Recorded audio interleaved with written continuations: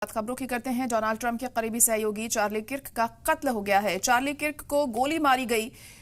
Utah के एक college programme में गोली मारी गई है उन्हें। किर्क की गर्दन पर गोली लगी है। यूटा गवर्नर ने सियासी कत्ल बताया है इसे।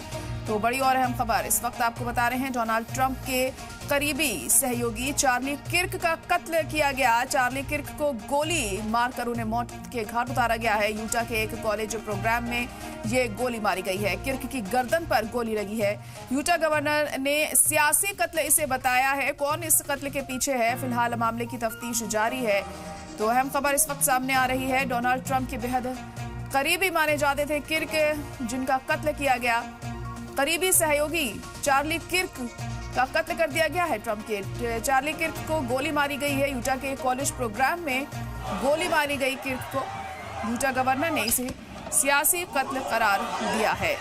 अब इस कत्ल के पीछे क्या वजह है, किसने ये कत्ल किया है, क्या मंशा रही इस कत्ल के पीछे, ये तमाम ऐसी चीजें हैं जो वक्त के साथ साफ होंगी। तो बड़ी खबर इस वक्त सामने आ रही है। डोनाल्ड ट्रंप के करीबी सहयोगी है चार्ली किर्क, जिनका कत्ल किया गया।